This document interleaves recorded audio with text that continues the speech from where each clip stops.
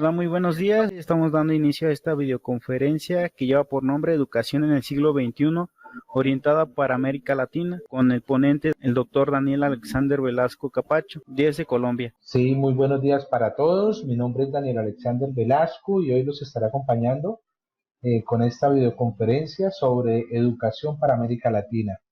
Universidad Centro Panamericano de Estudios Superiores le da la más atenta bienvenida a este cuarto ciclo de videoconferencias gratuitas de 2019, con el primer tema que presentamos hoy, Educación en el siglo XXI, orientada para América Latina, con el ponente, el doctor Daniel Alexander Velasco Capacho, de Colombia. Antes de comenzar la videoconferencia, déjenme hablar un poco sobre el doctor. Él es profesional con alta capacidad investigativa y de liderazgo, con formación moral, humanística y de rigor ético, permitiendo así el desarrollo profesional con habilidad y destreza en el medio colombiano, con capacidad de aplicar sus conocimientos para solucionar los problemas del entorno laboral, procurando la justicia y el bien común. Él tiene un título de ingeniero electrónico por la Universidad de Pamplona, Colombia. El año de graduación fue en 2002.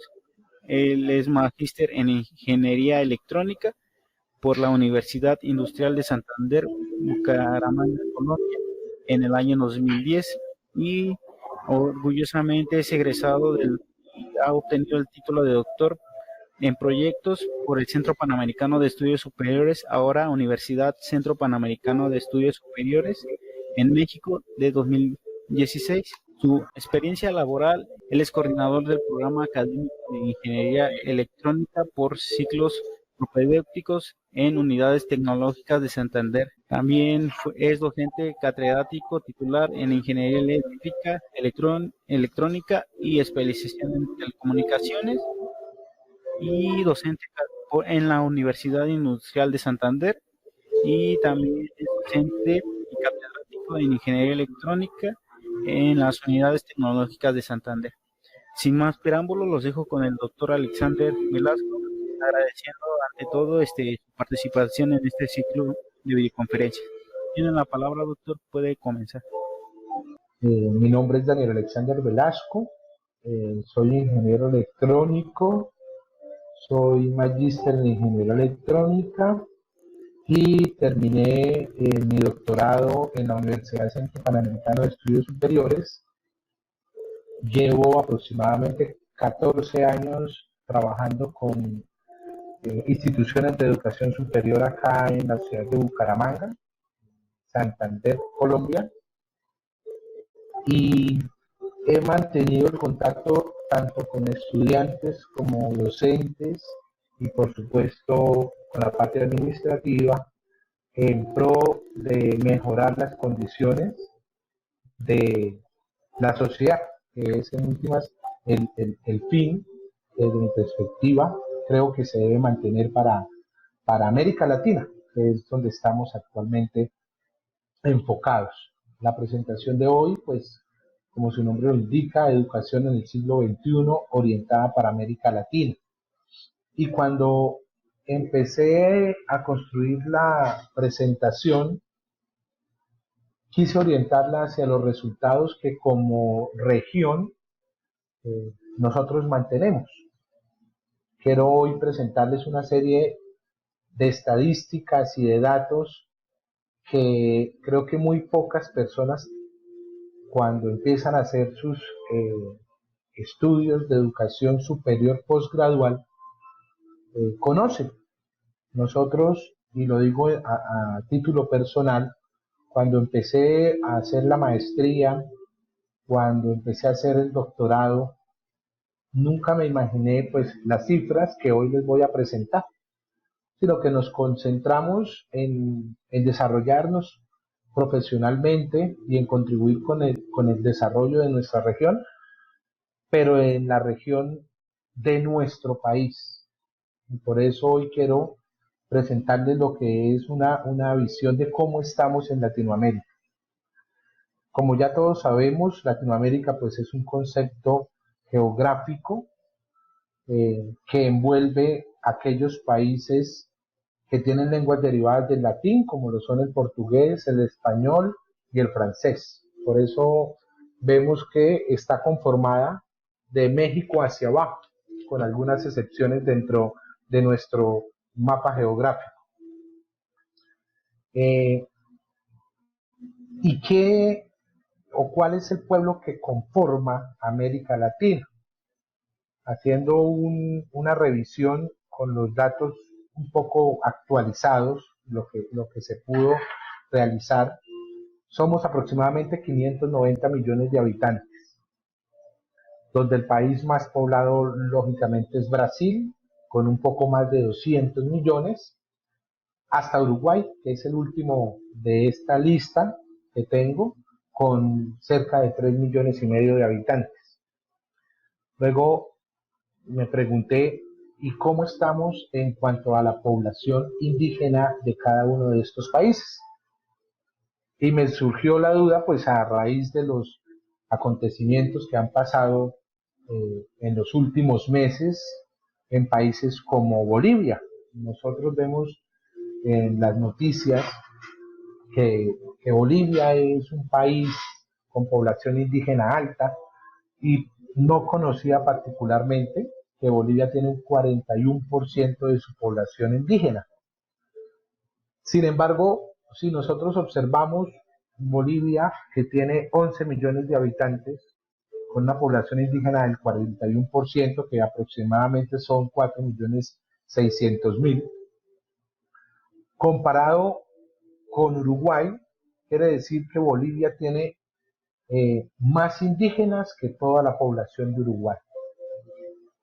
Entonces, el hecho de hablar de América Latina como una sola región para la educación nos lleva a que debemos trabajar individualmente en cada país, conociendo sus particularidades, que no es lo mismo hablar del 0,5 de indígenas que hay en Brasil, que son 1 millón de habitantes, comparados con Panamá, que no son sino 3.800.000 de habitantes, o sea, la cuarta parte de la población indígena de Panamá serían el 0,5 de Brasil.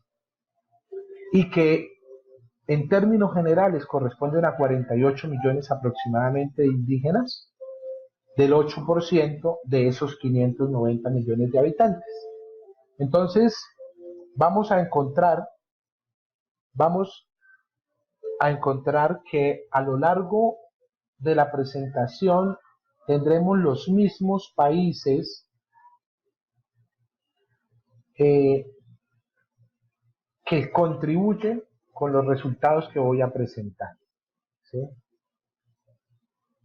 Ahora, después de este pequeño contexto con respecto a la población que hay, me pregunté, ¿y cuáles son los países a nivel del mundo y a nivel de Latinoamérica en donde hay más universitarios? Y me puse a revisar la literatura y encontré las estadísticas del 2018 que estoy presentándoles acá, pero antes de mirar ese 56% de Canadá, revisé qué es un país con más universitarios, y aquí encontré otro concepto, y es la educación terciaria. La educación terciaria es aquellos estudiantes que se titularon con un programa de 2 o más años o un programa vocacional y que tengan entre 25 y 64 años. Es decir, todo aquel estudiante que se haya titulado como técnico o su equivalente en los diferentes países. Y nos arroja estas estadísticas. Si ustedes observan a nivel mundial, no hay ningún país latinoamericano en esta lista. Canadá es el primero con 56% y le siguen, como lo podemos observar, Japón, Israel, Corea del Sur, Reino Unido, Estados Unidos, Australia, Finlandia, Noruega y Luxemburgo. Entonces, nuevamente me dije, bueno, ¿y cómo están los latinos? Notemos que el 10º país es Luxemburgo con 42%. Y entonces encontramos que para América Latina, el primero de ellos es Costa Rica, en el lugar número 30. Esta nación tiene una población universitaria del 23% que ha culminado algún estudio. En el puesto número 30 con el 23%, comparado con Luxemburgo, que es el 42%, o sea, en términos generales la mitad de la décima. Luego aparece Colombia en el puesto 32 con un 22%, y el tercero es México en la posición 36 con un 16,8%. De esta forma nos ve el mundo. América Latina, eh, con respecto a la titulación de por lo menos una carrera de 2 años. ¿Sí? De esa forma nos ve. Entonces, bueno, vamos a seguir revisando un poco estas estadísticas, ¿sí? Y dije, vamos a revisar las universidades. ¿Cómo estamos a nivel de universidades? ¿Cómo nos ve el mundo? Efectivamente, encontré una medición, la QSA World University Ranking para el 2020, y revisé. Y nuevamente encontramos que en las 10 primeras universidades no se encuentra ninguna universidad latinoamericana. Tenemos 6 de Estados Unidos, las 3 primeras son de Estados Unidos. Tenemos 3 de Reino Unido, perdón, 4 de Reino Unido y una de Suiza. Este ranking, ¿qué evalúa? La reputación académica, la reputación como empleador, es decir, que la medición también mira las universidades como un ente de ofrecimiento laboral a sus, lógicamente, empleados. La proporción entre estudiantes y maestros, es muy importante mirar esta relación docente-estudiante, cuál es el número que se maneja, la citación en artículos de los maestros, la proporción de los maestros internacionales, es muy importante mirar esto, y la proporción de estudiantes internacionales, es decir, las visitas que se hacen de aquellos estudiantes que vienen y van, ¿no? Porque es en doble vía que se deben mirar. Pero lógicamente, pues este ranking llegué y lo revisé un poco más detenidamente y vamos a mirar en dónde aparecen en esta medición, en la medición mundial. Y la primera universidad que aparece es la Universidad de Buenos Aires, la UBA, que corresponde al país Argentina, y en el puesto 74. En esa parte, o sea, bastante abajo. ¿Cuántas universidades se revisaron en esta medición? ¿Sí? Se revisaron alrededor de 1000 universidades, o sea, la primera está en el puesto 74. Y luego aparece México con la UNAM, Brasil con la de Sao Paulo, y ahí podemos terminar de mirar las 10 primeras de esa medición mundial. 2 argentinas, 2 mexicanas, 2 brasileñas, 2 chilenas y 2 colombianas en la medición mundial. Lo que nos lleva a analizar que nos falta realizar un mayor aporte en cuanto a este tipo de formación, por lo menos para que nosotros estemos a la altura de esas universidades en factores como reputación académica, como empleador, la porción de estudiantes, citaciones y estudiantes en doble vía. Pero entonces dije, vamos a mirar a nivel de las universidades cómo estamos organizados en una medición que excluya al resto del mundo y nos deje solamente con Latinoamérica, ¿sí? Y está la misma medición, la QSA, pero para América Latina. Y entonces en esta aparecemos un poco más organizados de la siguiente forma. La Universidad Pontificia de Chile aparece como la primera, luego aparece la de Sao Paulo, que ya había aparecido en el anterior ranking, aparece luego México con Monterrey, Colombia con los Andes, Brasil con Campiñas, nuevamente México con la UNAM, Chile con la de Chile, Buenos Aires con la UBA, Argentina, la de Río de Janeiro y la Nacional de Colombia.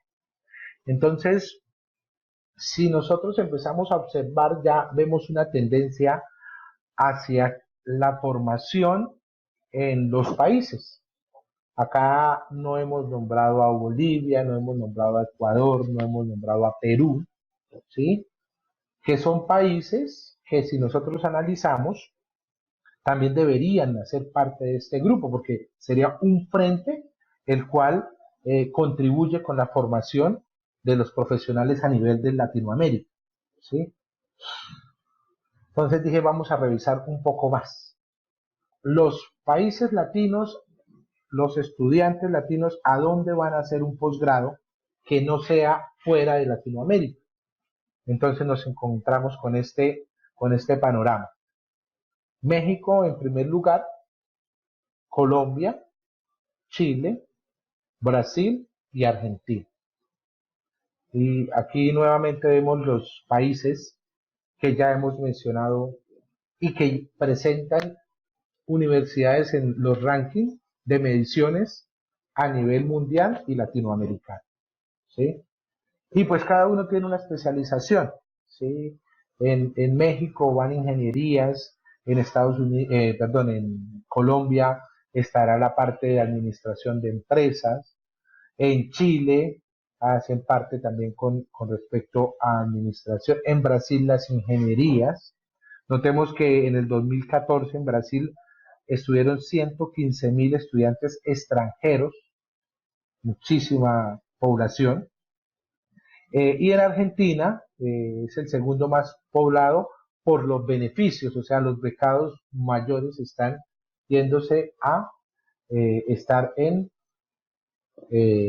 Argentina. Tengo una mano levantada de Ivette García, no sé si eso signifique algo. No, doctor, las preguntas serán al finalizar su presentación. Vale. Ah, bueno, vale, ok, muchísimas gracias. Bien, y continúo entonces revisando las estadísticas y en dónde pues me orienté hacia la investigación educativa. Me voy a salir de las universidades, vamos a concentrarnos un tanto en la parte solo educativa. Más adelante miraremos otros aspectos. Dije, ¿cómo está América Latina? Y encontré un artículo bastante interesante del profesor Javier Murillo de la Universidad Autónoma de España. Y dije, ¿cómo estamos? ¿Cómo estamos a nivel de investigación educativa? Y este profesor empezó no revisando, sino clasificando 6.601 artículos relacionados con investigación empírica en educación. Entonces luego dijo, vamos a revisarlos, que sean solo de América Latina y que estén solo indexados. Entonces ya esta revisión lo redujo a 1.086 artículos de este tipo de investigación que estuvieron en 64 revistas. Luego él los clasificó de esta masa de artículos y los organizó con autoría, temática de estudio, nivel educativo y metodología de la investigación. Encontró que el 75% de estos 1.086 artículos están concentrados en Brasil, México y Chile. Es decir, que estos tres países son los que más investigan con respecto a la forma de educación y relacionados con las temáticas, los niveles de educación y la metodología, que el 59% de los autores son mujeres y que el 53% tienen 3 o más autores. Nosotros acá en Colombia tenemos direcciones y codirecciones, tenemos 2 autores. Ya cuando pasamos a un tercer autor es porque el nivel de formación de las personas que hacen estos artículos son niveles de posgrado, maestrías y doctorados. Entonces hay que tener cuidado con ese tipo de autorías. Luego revisó el profesor Javier las temáticas más estudiadas, ¿sí? Y podemos encontrar los 5 ejes principales más estudiados en estos 1000 artículos, que son los procesos de aprendizaje y desempeño escolar, la parte de docentes, las estrategias de enseñanza, el currículo y las prácticas de enseñanza. En menor medida, temáticas que también aparecen son TICs, abandono escolar, familias, el bullying, la producción científica y ya un poco más temas que no aparecen tan concentrados. De estos 1000 artículos, el 43% está mirando la educación superior. Es decir, la mitad de los estudios que hacemos en América Latina están concentrados en la educación superior. Estamos dejando de lado la investigación en primaria, secundaria, infantil y adultos y nos concentramos en superior. Entonces nos lleva a reflexionar. Debemos mejorar desde mi concepto la primaria y la secundaria, ¿sí? Dejar de concentrar nuestros esfuerzos en cómo estoy educando a los superiores y ahondar más en esta secundaria y primaria, que debería ser un poco la organización, ¿sí? Superior, secundaria, primaria, para ir fortaleciendo las líneas de aprendizaje, las prácticas, la pedagogía, el currículo, que es el que nos muestra que es donde estamos estudiando más. Por último, el enfoque que hace el profesor Murillo indica que es igual entre cuantitativo y cualitativo, es decir, que no presenta una mayor diferencia entre el tipo de metodología del cual se hace el estudio. Luego dije, bueno, vamos a seguir buscando, vamos a cambiar la mirada, que no sea solamente orientado la educación en América Latina para la parte de nivel metodológico, sino cómo estamos a nivel de patentes, cómo nosotros le mostramos al mundo los resultados que hacemos acá en América Latina. Y me encontré sorpresas. Aunque Chile y Colombia multiplicaron los indicadores, podemos observar que las patentes son muy bajas, ¿sí? Voy a saltarme esta. Acá, el 88% de las patentes están concentradas nuevamente en Brasil, Argentina, Chile y aparece, México y aparece Argentina. Vemos que tenemos 67.734 publicaciones donde 25.688 están en México, 18.383 están en Brasil y nos arroja entonces que 4 países son los que aparecen en estos primeros 10 puestos como la concentración de patentes. Y acá es lo que les quería mostrar. El 1% de las patentes a nivel mundial se registran en América Latina. Eso es una medición de la Organización Mundial de Propiedad Intelectual, en donde vemos que realmente estamos muy por debajo de los indicadores. A nivel mundial son cerca de 2 millones de patentes que se tuvieron hasta 2015 y América Latina aparece con 7.500 según estos datos. Entonces, la investigación, y esta es investigación propiamente dicha, es investigación estricta, en donde doctores y magíster mueven la barrera del conocimiento, nos arrojan estos datos que preocupan porque es un número muy pequeño. Si nosotros miramos solamente Israel, tiene 1.285 patentes, ¿sí?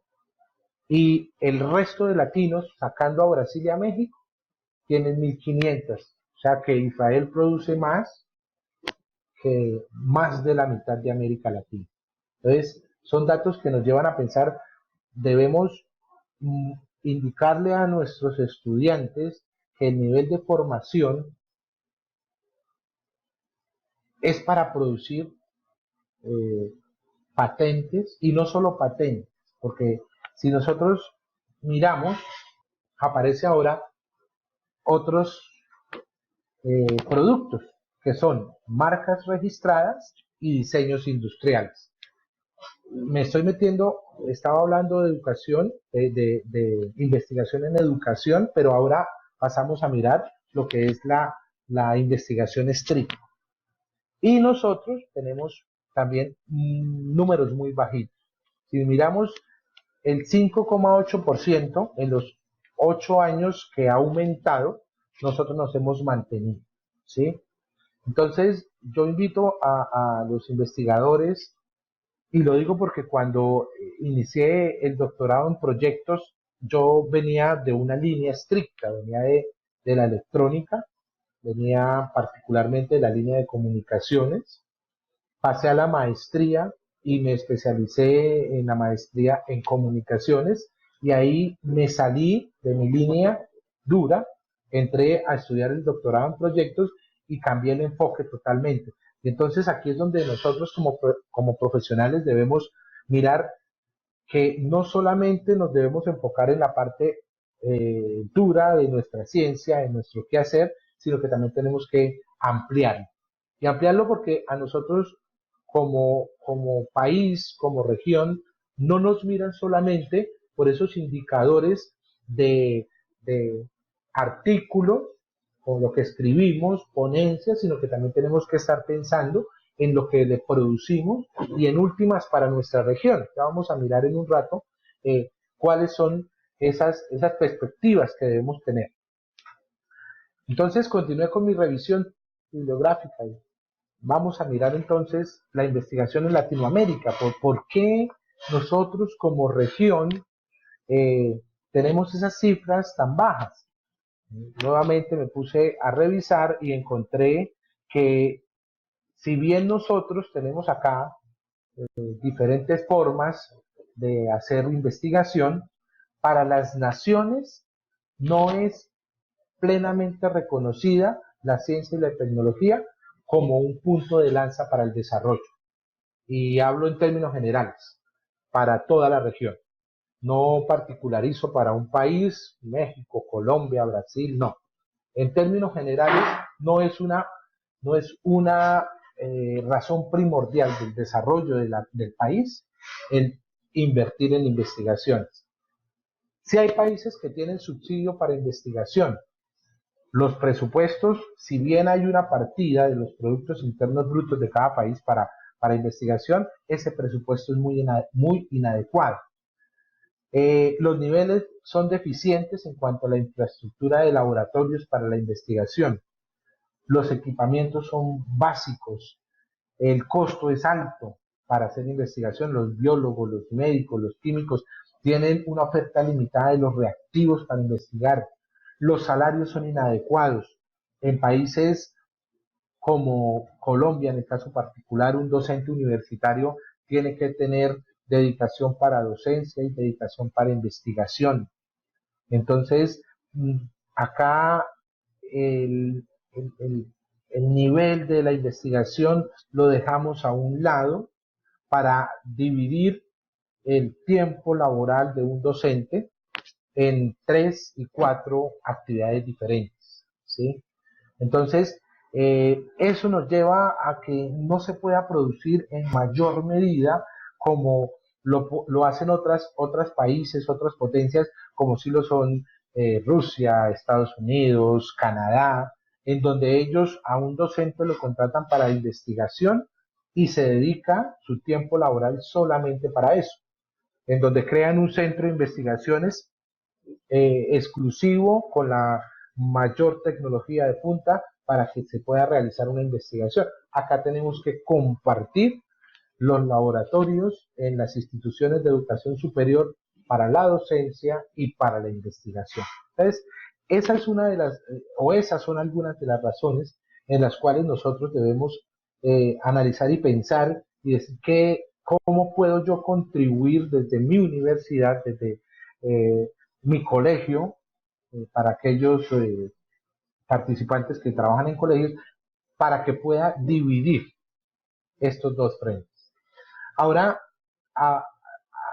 si sumamos la inestabilidad política y económica en varios países, pues el motor se sigue quedando bajito de gasolina, de fuerza ahí, porque cuando existe un cambio en el gobierno de un país y cambia la línea, ¿sí?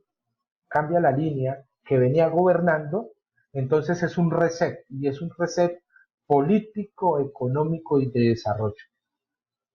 Desafortunadamente, América Latina tiene ese problema y es una falta de continuidad en sus gobiernos. ¿Y en dónde se ve reflejado esto? Pues en el desarrollo propio de cada país.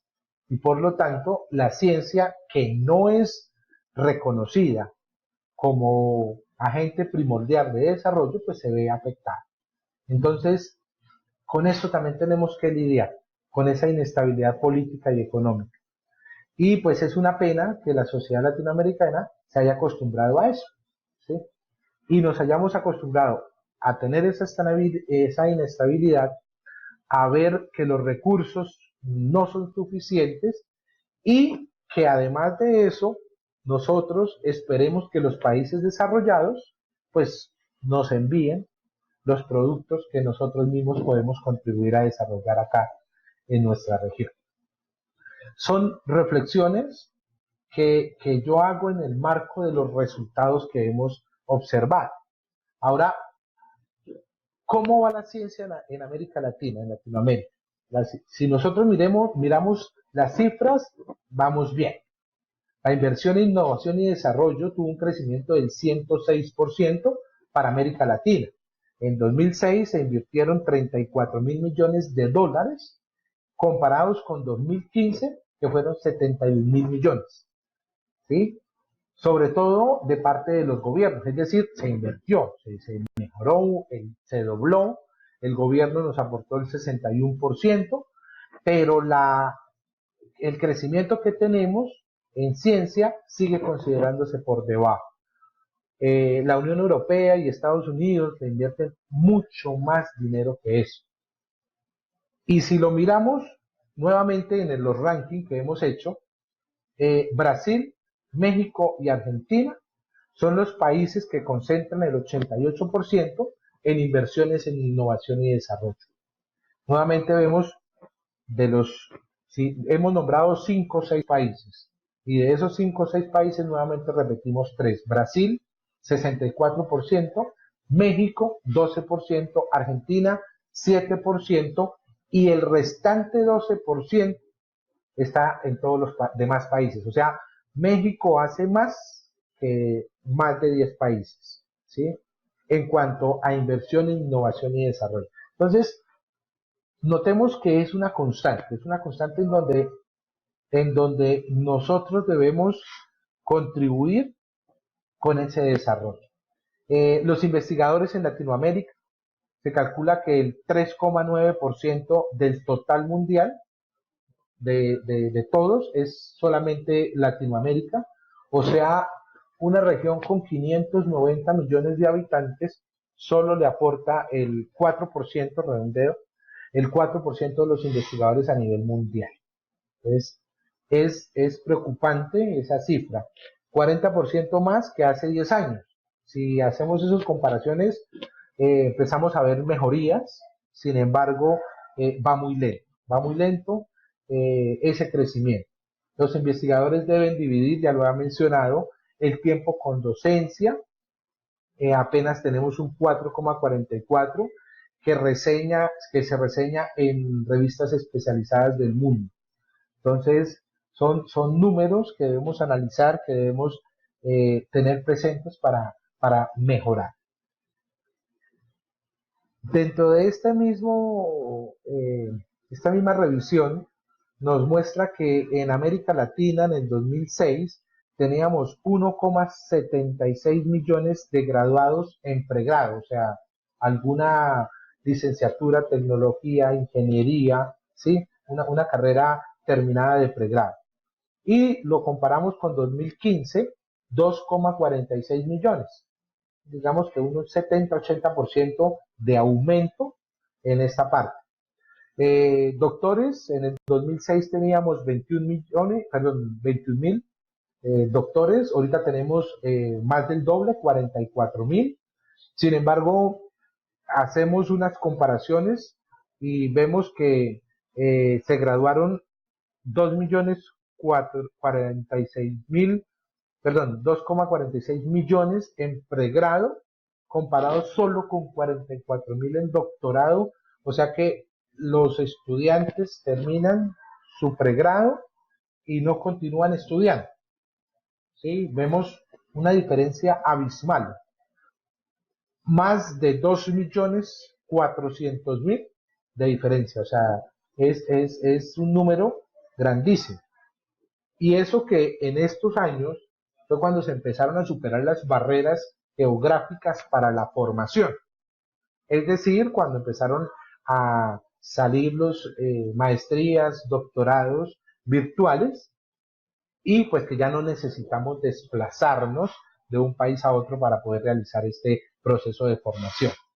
En este mismo había una comparación con la parte de patentes. América Latina había aumentado, el 84 corresponde a no residentes, principalmente a empresas extranjeras. Es decir, que las empresas vienen a América Latina, eh, hacen sus investigaciones y el 84 por ciento de estas patentes que nacen en nuestro territorio son de empresas extranjeras. Entonces es también un punto para analizar, ¿no? Tenemos que mirar cómo nosotros mismos nos quedamos con esas patentes.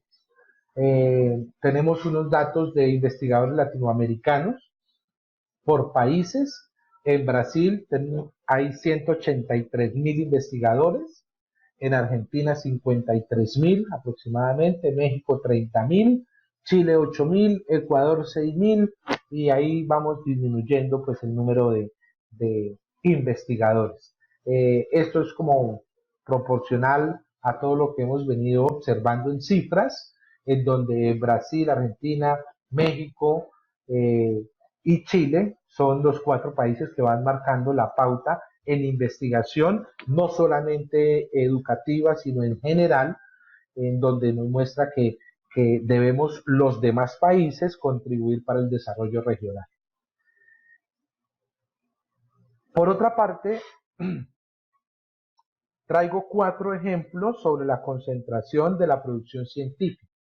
Y pues los 4 ejemplos son básicamente de los que hemos ido mencionando.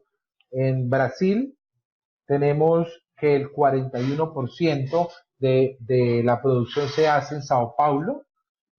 Tiene toda la lógica del mundo teniendo en cuenta que esta es una de las universidades que aparece ranqueadas, que al principio teníamos, y vemos una torta bastante colorida con respecto al resto de producción científica, ¿sí?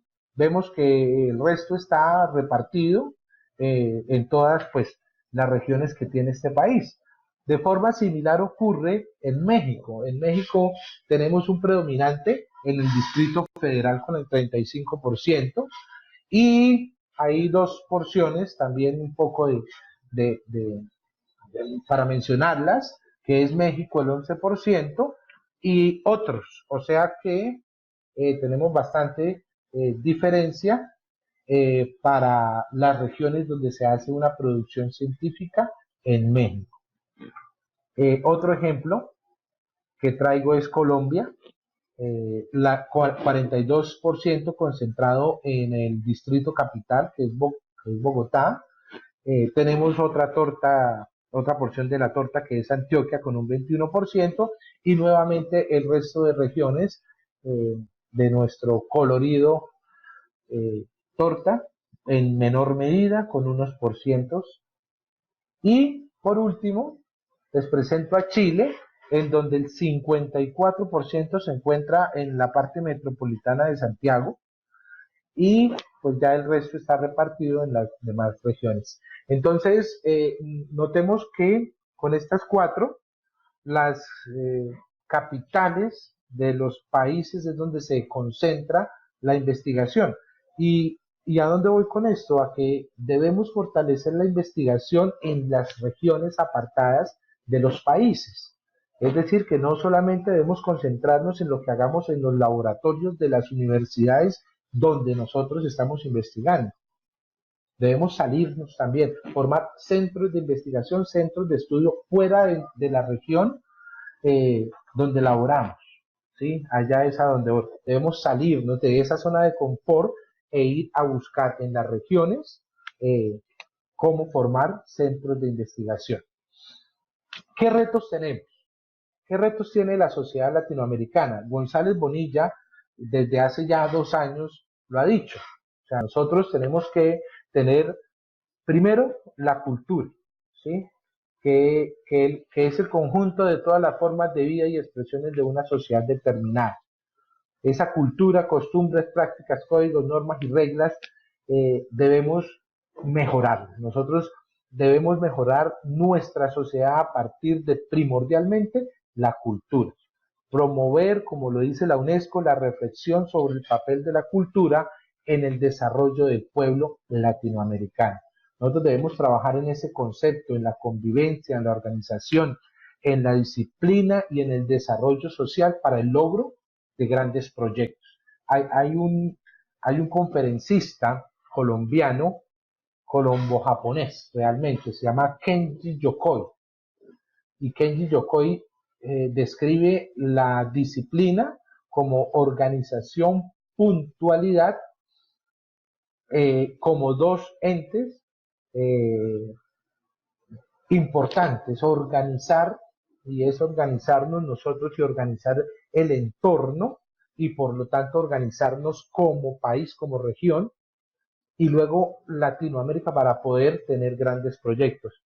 Organizar, limpieza es muy importante, y la puntualidad. Entonces, Yokoi mantiene para la disciplina esos 3 ejes y es muy importante que nosotros contribuyamos con ese concepto cultural para poder tener una sociedad más organizada. Como segundo, González Bonilla nos indica que otro de los retos es la investigación aplicada en educación superior. Entonces, al cambiar nosotros y organizarnos y mirar a nivel cultural cómo podemos contribuir con la investigación, también debemos mirar la investigación en educación superior. Debemos aumentarla en forma de investigar, lógicamente en recursos, pero también en cómo incentivar la investigación a nivel superior en gran medida, pero desde los niveles inferiores. O sea, como desde la educación básica primaria, impulso a la secundaria, para que estos a su vez lleguen con buenas bases a la educación superior universitaria con posgrado. Crear verdaderas plataformas, o sea, no solamente hablamos de dinero, sino también plataformas con el sector empresarial, articular a las universidades con ese sector empresarial para poder tener un mundo más académico, para que las políticas gubernamentales contribuyan a fortalecer tanto las universidades como las empresas. De esa forma podemos avanzar. Es un reto importantísimo el de la educación superior, la investigación aplicada a la educación superior. El tercer reto que se plantea corresponde a la integración latinoamericana.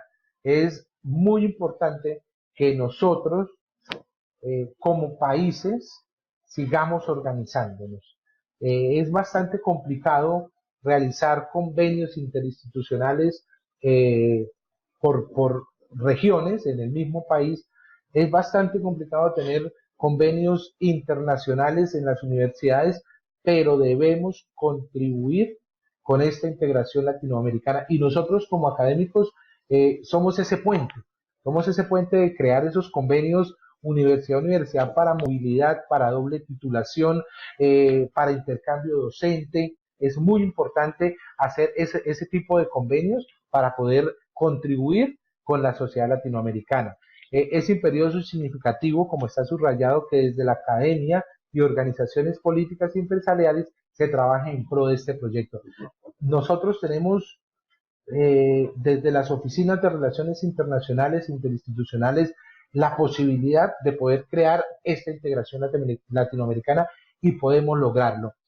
Particularmente en el programa que yo dirijo acá en donde trabajo en las unidades tecnológicas, nunca habíamos podido enviar pasantes de 4 meses a ninguna universidad por fuera del programa de electrónica. Y este año fue posible con la Universidad de Morelia, perdón, con la Universidad de Colima, eh, hacer una pasantía de 4 meses de 4 estudiantes que en estos momentos se encuentran finalizando ese semestre allá. Fue complicado el convenio, pero se pudo hacer. Entonces nosotros como académicos debemos impulsar y tratar de darles todas las facilidades a los estudiantes de hacer estos tipos de movilidades. Los muchachos tienen un chip nuevo, eso no es de la época de por lo menos la mía, que es me voy y después qué hago, cómo llego, no. Ellos en estos momentos se van y cuando llegan, llegan con un mundo abierto totalmente diferente porque es cambiar la cultura de ellos, es mirar otro país, otra forma de estudiar, es mirar un ambiente totalmente diferente y es muy enriquecedor para ellos y para uno como administrativo. El cuarto reto es el medio ambiente. Y lo menciono porque ese medio ambiente está totalmente articulado con la investigación que nosotros debemos realizar y con la educación. Latinoamérica con problemas, un artículo que escribieron en Ecología Verde, plantea que se encuentra con 8 países que cuentan con el 70% de la biodiversidad del planeta. Y esto nos lleva a que profesionales o carreras como ingeniería ambiental, forestal, agroindustrial, toda esa parte pueda concentrar su investigación y su desarrollo en estos 8 países. O sea, nosotros tenemos una fortaleza que es toda nuestra biodiversidad acá y la podemos explotar. No es ir a mirar cómo industrializo, es mirar cómo realizo educación, investigación en toda esta biodiversidad del planeta que debemos cuidar y que debemos mantener. Una de las razones expuestas para este proceder con el medio ambiente es que el crecimiento económico de los países latinoamericanos depende de sus recursos naturales y debemos explotarlos cuidándolos. Entonces, nosotros podemos avanzar teniendo como reto en esta sociedad latinoamericana el cuidado del medio ambiente y la investigación del mismo. Entonces, podemos contribuir con este pensamiento de mirar cómo hacemos para mejorarlo. Que desde las universidades latinoamericanas y del Caribe tenemos como desafíos. Entonces, ¿cómo los valores y los principios los puedo yo mejorar en mis universidades, en nuestras universidades, para mejorar la educación en América Latina? Esta es la base fundamental, los valores y los principios en las universidades y en los colegios, tal vez en menor medida, porque ahí es donde nacen los muchachos que nos van a llevar a mejorar esto. La cobertura. Si notamos las tortas que presenté, es importante que nos salgamos de esa región de confort, que son las capitales. Investigación. Contribuir con la investigación y no solamente en educación, sino en las ciencias duras para mejorar los indicadores de patentes, artículos, ponencias, innovaciones, ¿sí? En la investigación que tenemos. Y de la mano, pues el desarrollo tecnológico y la innovación. Las universidades tienen los desafíos de una administración eficiente, ¿sí? Y de mejorar las relaciones internacionales y la carretera latinoamericana del conocimiento para que nosotros podamos salir, para que puedan venir docentes y estudiantes a todas las universidades, o sea, crear esos mecanismos de participación interinstitucionales. Bien, pues con esto es una mirada, a grosso modo, de lo que considero que debemos reflexionar sobre la educación en América Latina para el siglo XXI. Muchísimas gracias por la atención que ustedes me han prestado.